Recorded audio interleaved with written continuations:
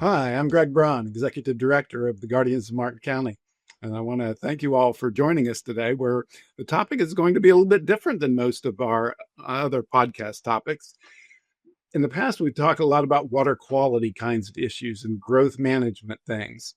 Well, today, although our topic is about stormwater treatment areas, the nuance of it is going to be about the recreational opportunities on stormwater treatment areas. And we're very pleased to have with us today Jim Howe, who is the conservation chair for Audubon Martin County. Audubon Martin County is a partner of ours on a variety of things. I came to meet Jim a while ago through his participation with the Friends of Jonathan Dickinson, and both that group and Audubon Martin County have endorsed our elusive project. So I've gotten to know Jim more through that. But today we're going to be talking about these recreational opportunities on the stormwater treatment areas. Some of you may have watched the previous podcast where John Mayle and Mike Houston from Martin County took us on a tour of a couple of their stormwater treatment areas. And they explained to us kind of how the whole system works with cleansing the water that's coming into those stormwater treatment areas, the plants uptake the nutrients, and then by the time the water flows out of the stormwater treatment area, it is of a much higher quality. Well, today we're going to talk about the recreational opportunities on those STAs, because most of those lands are owned by the public, whether it's the South Florida Water Management District or Martin County. And one of the aspects of it is almost all of those properties are open to the general public for recreational opportunities to one extent or another. Now, it's not 24 hours a day, 7 days a week, but Jim and Ottabon Martin County have a contract with the South Florida Water Management District to give birding related tours on these STAs. So Jim, thanks for joining us. Tell us a little bit about yourself and your role in leading these excursions to the stormwater treatment areas. Thank you, Greg. Yeah, I'm Jim Howe, Conservation Chair of Audubon Martin County, and I'm also president of Friends of Jonathan Dickinson State Park. I've done hundreds of nature tours. I'm the leading guide for our Audubon Martin County tours. We've been going through Lakeside Ranch for about a decade. And this year we extensively went through C44. The STAs in general are open to the public Friday, Saturday, Sunday, and Monday. You can walk and bicycle. Some of these STAs have other rules, but that's the basic bottom line. They're shut Tuesday, Wednesday, Thursday, so they can keep them, do upkeep, etc., and then they leave them open for the rest. But Audubon of Martin County has a unique contract where we can do automobile tours through these areas. They are thousands of acres, and they have levees where we can go and look at individual cells where the water is being cleaned. The birds, they don't know about water quality. They just see water, and they come down when there's places for them. And so we see a lot of bird life out in the STAs. All of our wading birds, for instance, the great blue herons, the great egrets, wood storks, and the smaller ones, all of our ibis and the limpkins, which love the apple snails. We see a lot of them, for instance, in the wintertime when the shorebirds come down. We can see hundreds to thousands of shorebirds and also ducks. The most blue-winged teal I have ever seen in my life at once was at STA, Lakeside STA, several years ago. So there is, in fact, a lot of good things that folks can come out and see.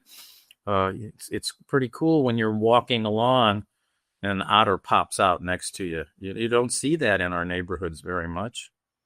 I think the first of these stormwater treatment areas that I ever visited for recreational kind of purposes was down in Palm Beach County at Wakota-Hatchie. Yes. Which has an elevated boardwalk that goes through it.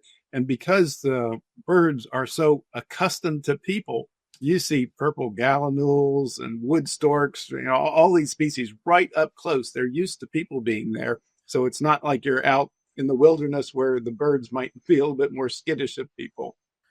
Yeah, I've led tours through Wakota. It's not South Florida Water Management District. That is a Palm Beach. I think town of West Palm Beach even is runs that. But they do the same thing. It's wastewater treatment, and then these holding ponds, which create. There's a lot of plant life in there, which soaks up the extra nutrients. And so you do see a lot. And one thing I've noticed, the difference between Wakota and Lakeside and C44 is the birds out in C44 and Lakeside generally don't like people within shotgun range. And old white guys like me who say the word y'all, I mean, I step out the truck and them ducks take off. They get out of shotgun range immediately. But there's just lots and lots of birds out there. Each time you go through, it's different. Sometimes we go through, everybody's complaining, oh, we didn't see much. You come around a corner and suddenly there's a huge assembly of birds, 200 or 300 at a time.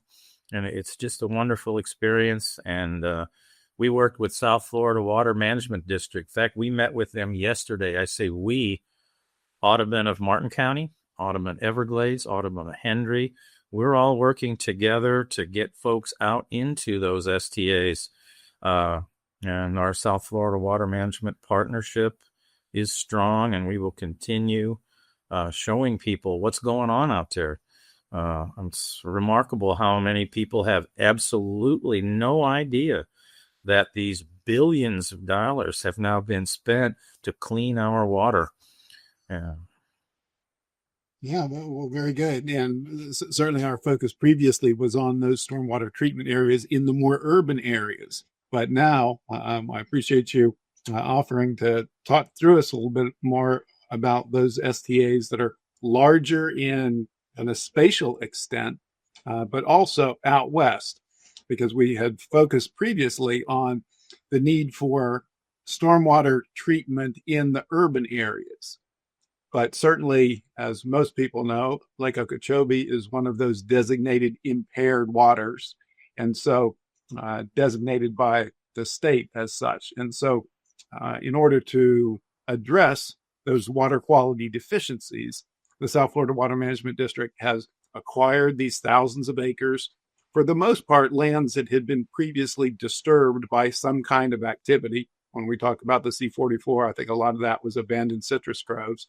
But the idea is to take those areas, modify the hydrology a little bit, such that stormwater can be directed into those areas, flow through different cells, ultimately be treated to some extent, natural treatment by the vegetation uptaking those nutrients before the water flows back out. So let's start with the Lakeside Ranch, and we'll put up some graphics to run in the background here that show people where these facilities are. The Lakeside Ranch STA, a couple thousand acres of size up in northwestern Martin County. And so that's where Audubon Martin County started leading these birding tours. And that was like 10 years or so ago, Jim? Yeah, I've been leading them for 10 years, and they'd been doing them for some time before that, a couple of years. And it's funny how I wound up doing it. I was wearing a T-shirt with shorebirds, and I was at my skin doctor. I've had a skin cancer removed, and so I go all the time. And the lady behind the counter looks up and she says, "Oh, do you like birds?" And I said, "Yeah, I do." And turned out she was with Audubon Martin County and invited me to go on one of the lakeside trips, and I really enjoyed it. I wound up joining Audubon Martin County and then the board, and the next thing you know, they found my abilities to identify these birds to be a very good thing for the group, and so that's what I'm helping them with. So how often does Audubon Martin County take people on these tours? Well, we were doing one a week last year. That was a photo tour and a ID tour where we go in a convoy and I'm in the front vehicle, and we did two at Lakeside and two at C44. We're going to cut that number in half so that we're going to be doing 2 tours through these STAs every month, starting, I believe, in October and then run through May. When the birds are nesting, occasionally we do stop our drive-throughs when we get, for instance, like you said, black-necked stilts will nest sometimes right on the road. And so we just stop and we don't use that road anymore. We've had snail kite that nest in our STAs, and when they're endangered species, when we find a nest, we just abandon that area. We don't go through there at all anymore. An eagle's nest, 100 yards away, they don't care. They'll let you sit there and look at them all day long through telescopes. But the snail kites, sometimes they'll come and sit right next to you, but when there's a nest, they don't know. They're not going to put up with people at all. So there's a lot of cool things going on out there in these stormwater treatment areas. 10 years now in Lakeside, and we've seen another thing I can teach people when I'm out there is progression. I think a lot of people think once you protect a place, it's going to stay exactly like that forever. But that's not the case. These STAs naturally fill up with plants. The only thing that kept them open in the olden days, marshes that is, was they dried up in the winter and caught fire. Everything burned, and then next year they were a marsh again. Well, that's not happening as much on our natural areas, and so after about 15 years or so, they have to go in and remove all the old plant life that has grown, 1,000 acres of cattails. They can't get any more plants. They've already used, they've soaked up all they can, and then they remove it, and then we have open water again, and the whole cycle repeats. And it's very good for folks to see and understand that the world isn't set in stone. If you just walk away from a lot and come back in 2 years around here, you're going to find your lot's completely covered with invasives. And so there's a lot of management stuff that goes on. But it's great to get the folks out there and let people see, for instance, dozens of roseate spoonbills feeding all at once. It's an impressive sight. Seeing and hearing the limpkin. I know folks that live alongside of a marsh, they've already heard the limpkin. I joke, if you don't know what a limpkin sounds like, they're loud, they make a funny noise, and they're real fond of calling about 4 o'clock in the morning. But when we go out there at 7 o'clock in the morning and they're calling each other in the early morning light, it's just a remarkable sound, and I just love all of those things about it. Marsh has a special smell. As soon as you get out there, it's like, yeah, where's the gators? We see alligators darn near every time. We have folks fill out a form that says, we're going out here, guys. This isn't your living room. And it's fun. I love getting out there. And so these tours that you offer, are they for Audubon members only or for the general public? In general, mostly Audubon members sign up. We did talk about that at our meeting with South Florida Management District so that we could get folks to cross over. Some of the folks who have been to the Hendry County STA dozens of times are interested in seeing C44 and STA 1 East and West. And so we hope to get that onto a website this year. South Florida Water Management District hopes to do that. But I think sometimes we have in the past restricted to Audubon of Martin County membership because this is a restricted area. I'm not sure we'll do that again this year, but it's tough when you're an organization and you're going to public areas that are open to the general public. It's tough to charge folks and insist that they be members. And especially with South Florida Water Management District's real need to help the public understand what's going on out there. I think a lot of people have not full idea of what those are for. a lot of people are very heavily involved in their own lives. And So if people wanted to come out to either the Lakeside Ranch STA or the C44, would they check the Audubon Martin County website or the South Florida Water Management District website? And how would they go about the process for registering for a specific tour? Sure. Audubon of Martin County does have a page called Events. And when you click through it, it allows you, I think it's through Eventbrite. And I know Audubon Everglades in Palm Beach County also uses Eventbrite to reserve a spot.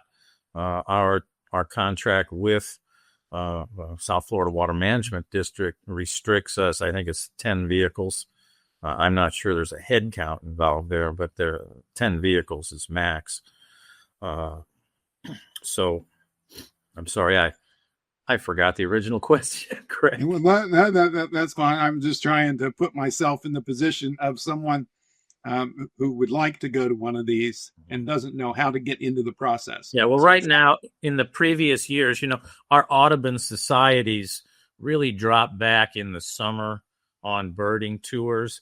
It's dangerously hot quite quickly in the day here, and a lot of people are out of town anyway. So we won't be back on them until the fall.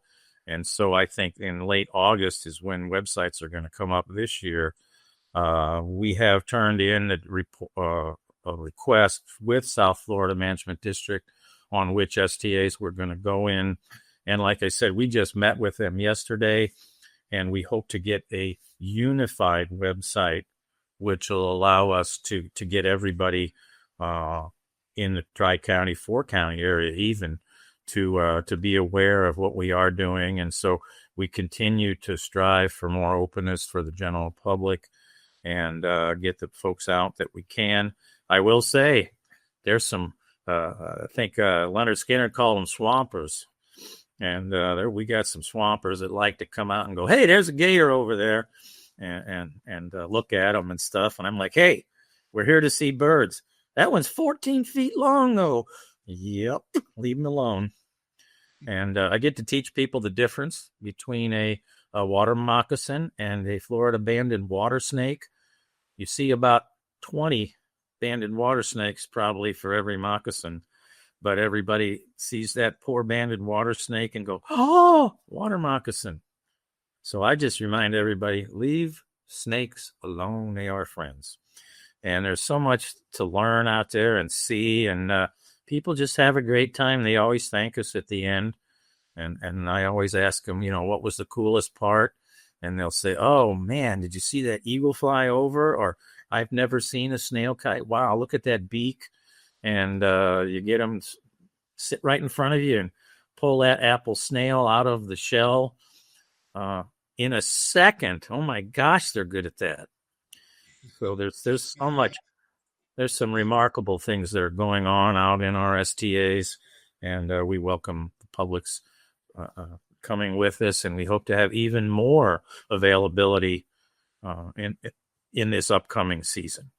The first snail kite that I ever saw that was banded was at one of the STAs. That was down in Palm Beach County at the STA 1 East. Yep. And this was one of the snail kites that had the satellite transmitter, the little pack on its back.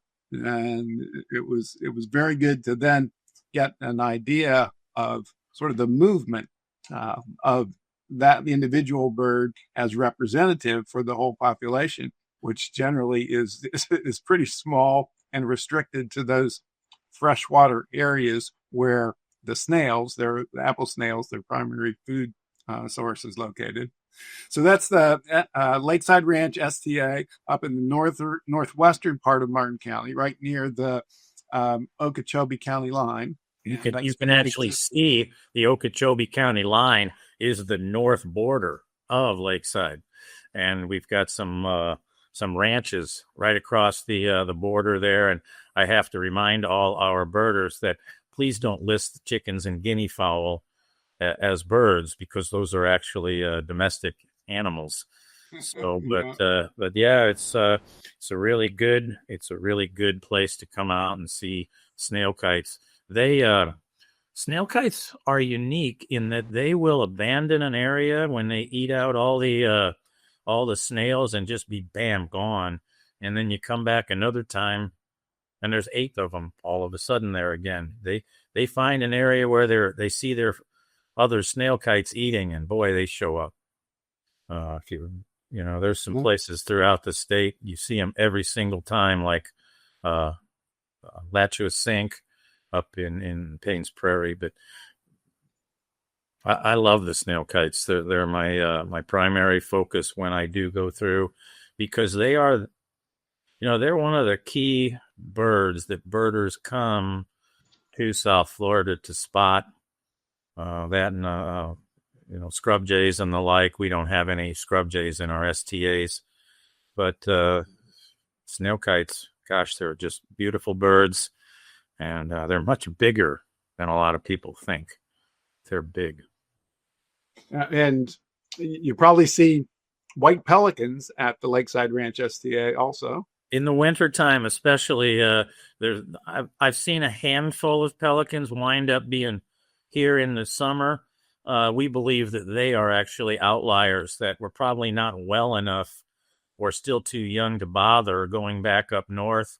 But most of the white pelicans that come down and stay at, for instance, STA Lakeside, they'll be on the open water portion where it's roughly a foot deep.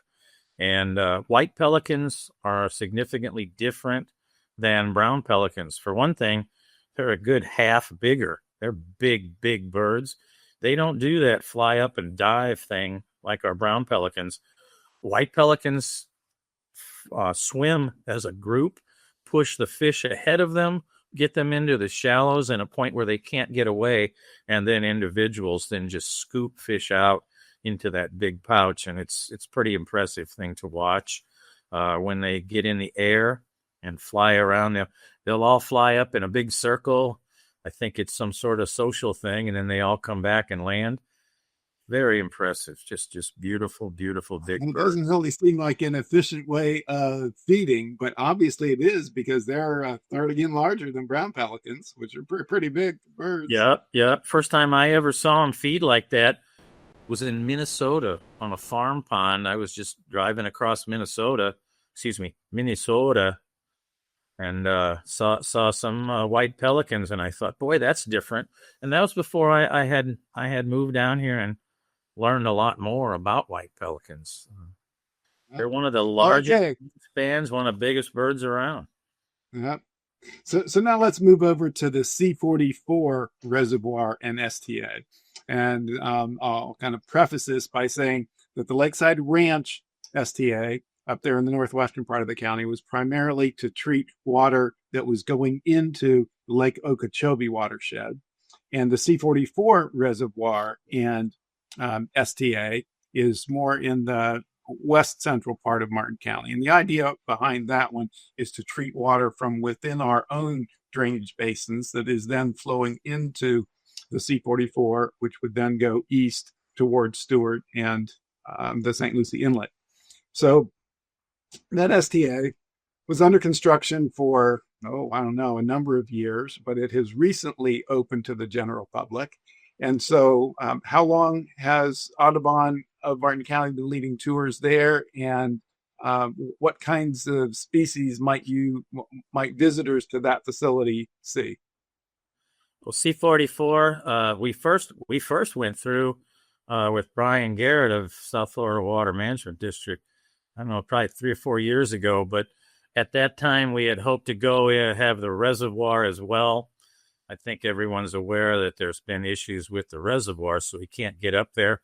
We opened the STAs at C44 about a year ago. We even were taking people out in the summer because they had asked us to do so. The sooner they wanted folks to get out there and see it. And many places it's already filling in with grasses and the like, but it's huge. C44 is along the order of about 10,000 acres or so. It's just a huge place. And we see a lot of similar birds out there. I'm trying to think of anything that would be at one that wouldn't be at the other. Um, gosh, I knew we get a ton of glossy ibis. And if you've never seen a flock of 500 glossy ibis, it's pretty impressive. Um, hmm. Yeah, Another bird we've seen out there a lot at C44, especially in the wintertime, are tree swallows. We'll see thousands of them out there, especially when the midges are deciding to come up out of the water. Anybody who's ever spent time out in the marsh, I learned years ago before COVID, you want to keep midges out of your mouth, put on a mask because it's hard to do. And when you got air that's so full of bugs that all the birds got to do is fly through it with their mouth open, that brings thousands and thousands of swallows. So we'll see those out there. Again, snail kites. We typically will see snail kites at C44. Sometimes a lot, sometimes just a few. Always our great egret. Great egret is underappreciated, I think. It's a very hardy bird. They learn quite quickly to either put up with us or leave. They span the tropics worldwide. Very impressive animal. Great blue heron out there, and always good to see them. We see a red-tailed hawk, mostly in town. Almost every one of our hawks that we see is a red-shouldered hawk, and they make that very special cry that Hollywood loves to use whenever they show a bald eagle, because bald eagle's sound is quite different.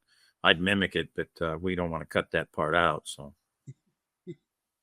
but yeah, like C44 has 2 eagle nests that we stop and view, and they again used them this year, and they again fledged some bald eagles. We often see the immatures out there. I think most people are aware of the bald eagle with that bright white head and white tail. That takes about 5 years for those features to come and them to be fully adult. And in the meantime, we get a lot of the immature birds, and they're very impressive animals. Yeah, the first time I ever saw a least bittern was out in generally that area and that sort of habitat. Those are very secretive birds. Do you see those on any of your Yes, tours? yeah, we see least bittern. They're here year round. I didn't realize that they're because about the only time you see them is the wintertime, and I thought, oh, they must be. No, they're here year round. You just don't see them at all when they're nesting. Least bittern's extremely shy. I will say the ones at Wakota will let you see them. American bittern, a much larger bird.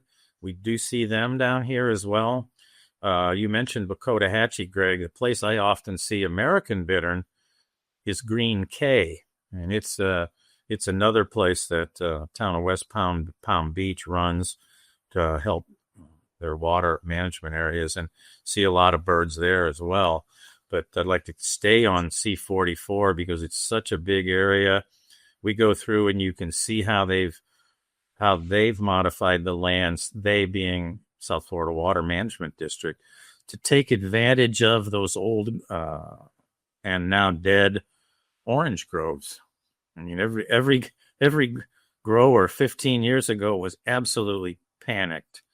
I'm telling you, those guys were scared. You'd talk to them and they say, my whole grove is dead. What do I do? And I'm like, sell it to South Florida Water Management District. And a bunch of them did. And they made money, and we're getting our water purified. And it's really cool to go out there and see. You can still see the scalloping of the land where they had originally had the canal in between every row of trees. And so they chopped the overall down, but there's still water in them. And that's where the feeding frenzies occur. When the thing's full of water, the fish are everywhere. And it can be difficult to feed more than just yourself. But when it gets dry and the water gets restricted to smaller and smaller places, then we find birds in what we call a feeding frenzy, and there'll be 400 or 500 birds in a spot, maybe the size of my dining room here, and they're just eating those fish as fast as they can. And when that water dries up, by the time it dries up, them birds will have picked every single one of those fish out of there. And it's just a really, really impressive thing to see those birds doing that. It's a unique sound. The sound of hundreds of wood storks snapping their beaks shut. It's hard to describe that sound. And there's just so many interesting and fascinating and downright beautiful things that we do see out in these STAs. Yeah, I know wood storks nest down there at Wakota. Do you have any wood storks nesting at either of the STAs in Martin County? I haven't really seen wood storks nesting. We do have a great blue heron colony that comes up every year along one of the areas in Lakeside, and they're nesting in a natural / pine forest. It's probably 70, 80 feet tall. They're way up at the top. But we don't have the wood storks. Interestingly, those wood storks did not come to Wakota at first. I recall going down there probably 15 years ago now, and it was much more of a mixed wading bird colony. But what sadly occurred is as they developed around Corkscrew on the other side of the state, where thousands of wood storks once nested, the wood storks were no longer able to get enough food and abandoned Corkscrew about 10 years ago. And when they did that, suddenly we started seeing many, many dozens of wood storks come and nest right at Wakota. Even though the water doesn't get shallow, there's still continuous food there for them. And so they've successfully nested there. And I tell you, them great egrets and wood storks and the great blue herons, they keep the other birds away. You leave and land next to that wood stork, you're going to learn how an 8-inch beak hurts when it hits you. And all those other birds, they don't like you. They like, as soon as that wood stork goes, they leave. They're not going to put up with it. Well, it could be that as vegetation matures in either the C44 or Lakeside Ranch and gets to be a little bit more sturdy, it will support wood storks. That could be the case. The wonderful thing about birds is they follow their own rules. I remember when I lived in the Maryland area that they'd spent about $50,000 or more to make sure that the great blue heron area where they had nested for decades wasn't affected when they built a bridge. Well, they built the bridge, and 2 years later, the great blue herons just never came back. No one knows why. They did for 2 years, and then poof, they just never came back again. So the birds are going to do what they wish, and we hope that they will find some place there. But C44 doesn't have the trees, and wood storks and great blue herons really like to be way up in the air, places where the snakes can't get to them. Raccoons rarely go over 25 feet in a tree. You don't see them 60 feet up.